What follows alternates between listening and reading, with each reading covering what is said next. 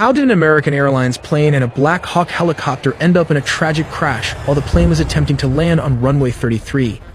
In the videos ahead, we'll take a closer look at the final hours leading up to the crash, the confusion between the PAT-25 VIP military helicopter and the air traffic controller, and how the rescue operation is being carried out. More details all in the video ahead. The plane had departed from Wichita Dwight D. Eisenhower National Airport in Kansas earlier that evening. A PSA Airlines aircraft, operated under American Airlines and identified as Flight AA5342, collided midair with a military Black Hawk helicopter at approximately 9 p.m. on Wednesday, January 29, 2025. The tragic incident occurred as the plane was making its final approach toward Reagan Washington National Airport in Arlington, Virginia.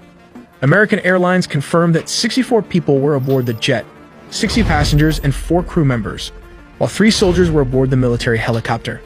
This plane's radio transponder stopped transmitting about 2,400 feet, which is around 730 meters short of the runway, roughly over the middle of the river. This has marked the first major U.S. commercial crash in more than 15 years. From an aerial perspective, it is evident that Flight AA5342 was approaching the airport from the south, descending over the scenic Potomac River. This area is known for its proximity to several iconic landmarks, such as the Pentagon, located nearby in Pentagon City. To the north, one can spot the striking dome of the United States Capitol building, a symbol of American democracy. The Potomac River, which encircles the airport and much of Arlington, serves as a natural boundary and offers breathtaking views for arriving flights. However, this area is also densely trafficked, both by air and on the ground, adding to the complexity of air traffic management in the region. American Airlines Flight 5342, which we'll refer to as the landing flight, was on its final approach to runway 33. At this stage, called short final, the aircraft was mere moments from landing, flying at an altitude of about 400 feet. This is the most critical phase of landing, where every second counts and pilots are laser-focused on safely bringing the plane down. At the same time, an Army Black Hawk helicopter, identified as PAT-25, was reportedly on a possible training flight. It was flying perpendicular to the flight path of Flight 5342, following the course of the Potomac River. The Potomac River is a designated flight corridor for helicopters, and it's common to see aircraft like this operating in the area. The key difference between the two aircraft in this scenario was their operating rules.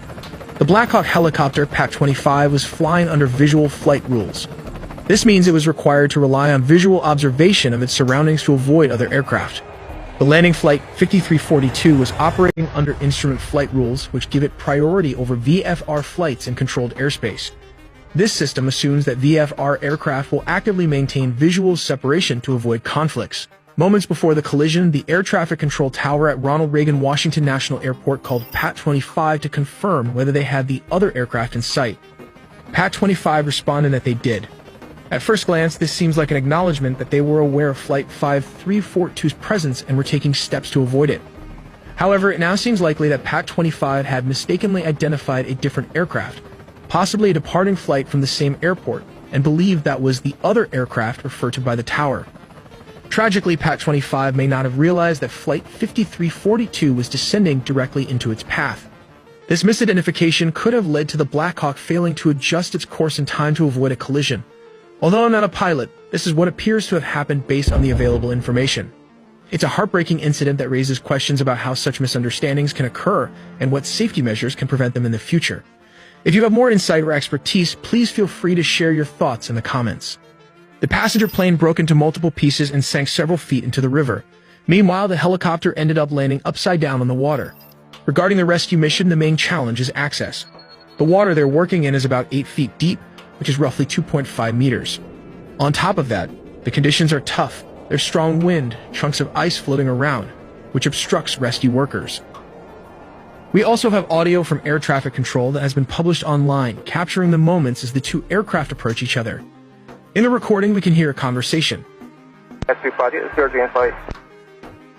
It appears to involve the air traffic controller, with P standing for priority air transport, the helicopter, and CRJ referring to the passenger plane. The response seems to come from a helicopter, but something goes terribly wrong. The two aircraft continue to move closer to each other until they crash, and there was no response from the other side.